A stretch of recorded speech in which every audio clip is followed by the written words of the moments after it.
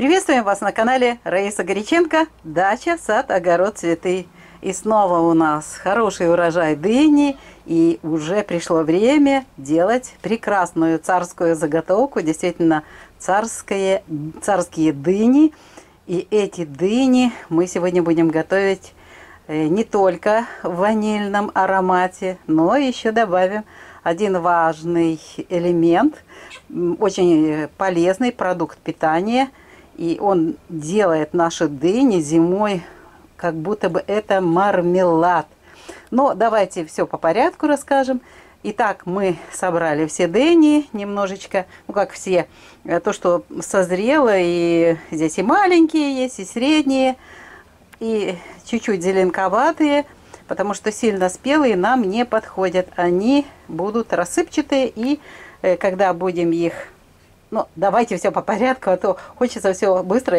Итак, хорошо помытые дыни нужно разрезать на половинку, так удобнее всего. И выбираю семена. Семена незрелые, это не для того, чтобы там потом сеять, а это семена для декоративных изделий, которые любит делать моя сестричка. Не будем же бросать этот продукт ценный, с него все равно в огороде ничего толку не будет. А для того, чтобы не пропадал, он послужит для изготовления красивой вещи. Ну так, семена мы отделили. И теперь, смотрите, мы очищаем на каждом кусочке вот это толстое, где жесткое. И у нас тут вот получается вот такие кусочки остаются.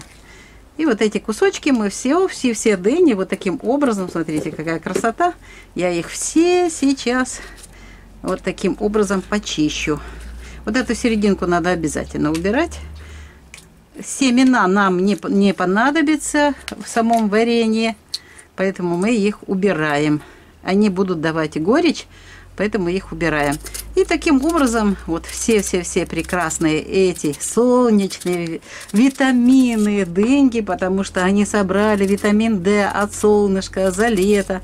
Получили от нас энергию, получили энергию любви от земли.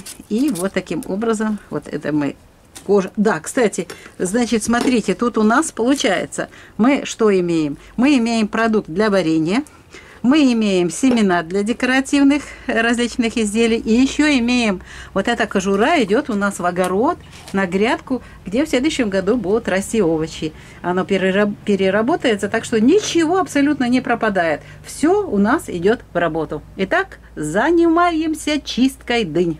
Готовим для варенья именно вот эти кусочки, которые будут зимой буквально как солнышки в ложечке, к любому абсолютно десерту, к чаю.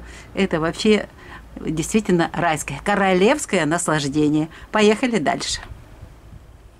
Вот так вот беру эти кусочки дыни, что наполовину, и делаю вот такие кусочки тоненькие, скибочки у нас скажут. На скибочки, а потом скибочки вот так режу. Такими вот кусочками, видите? Потом они сейчас будут бланшироваться, и в конце, увидите, они станут намного меньше. И очень удобно брать их в ложечку, маленькую чайную ложечку. Вот смотрите, произвольно это может быть вот такие кусочки. Такие. Главное, чтобы это было удобно потом в ложку взять. У меня в кастрюле уже водичка чистая. И подготовленные кусочки для бланшировки отправляю в эту кастрюлю. У меня уже есть рецепт этой дыни. Единственное, что я немножечко изменяю сегодня рецепт в плане количества агар-агара, потому что хочется, чтобы еще гуще было. Так вот, есть кто-то из тех, кто заготавливает, говорит, что нужно дыню готовить в собственном соку. То есть сок, который вот выдает дыня, ее использовать вот для варки и вообще бланшировать не надо. Пробовала, получается горькая, каша получается. А я хочу добиться вот этих кусочков, которые получаются целенькие, красивые, как своеобразные такие мармеладки, очень вкусные. И тем более, что из всех рецептов, которые я пробовала, этот самый удачный и самый вкусный. Действительно получается вот царское варенье, а не повидло из дыни с горьким привкусом. И вот так вот я жду, чтобы закипело. Закипает, буквально 3 минуты кипит, и у меня уже готова здесь холодная вода. И я переношу в холодную воду, охлаждаю. Обычная бланшировка. Кусочки 3 минуты уже прокипели. Смотрите, какие они красивые, целые, ароматные. Теперь я беру рушлак.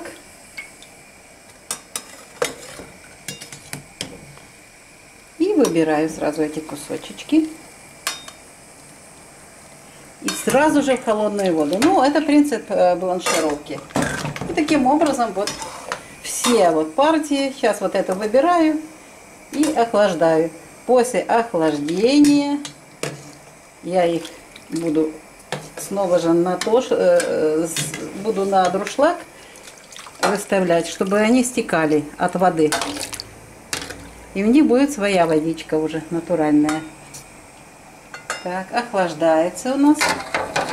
А следующая партия, смотрите, кусочков уже идет в кастрюлю. И вот так мы все кусочки проводим бланшировку в одной и той же воде, кипяченая вода. А вот здесь мы меняем, все время охлажденную воду добавляем. Эту я выберу, она уже тепленькая. И сюда наберу новой холодной воды, и сюда снова же вот эти кусочки, которые перекипят 3 минуты. До 5 минут, не больше. Итак, после того, когда кусочки дыни у меня уже со второй воды охлажденные, здесь вот находились минут где-то 7, здесь водичка полностью уже стекла, и я теперь отправляю эти кусочки в кастрюлю, где будет вариться наше варенье. Так как меня попросили сделать рецепт на меньшее количество, в этом году очень дорогая дыня, и сложно было ее и вырастить, поэтому я вот подготовила уже кусочки, порцию такую. Здесь у меня 3 килограмма уже вот кусочков, которые прошли бланшировку и охлаждение. Далее что я делаю? Далее я беру сахар.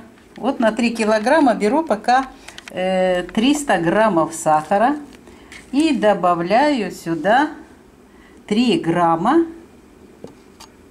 агар-агара. У меня агар-агар высокого качества. Вот добавляю сюда агар-агар. И хорошенько сахаром перемешиваю. Мы сегодня готовим ускоренное варенье, дынно-ванильное, с агар-агаром. Играться несколько дней, по крайней мере, как мы делали это раньше, мы не будем. Ну и сюда же добавлю ванильку, пакетик ванилина. У меня были вопросы, что я достигаю тем, что я использую ванильный сахар. Здесь ванилин, написано, это ванильный сахар. Такой очень хороший, нежный запах.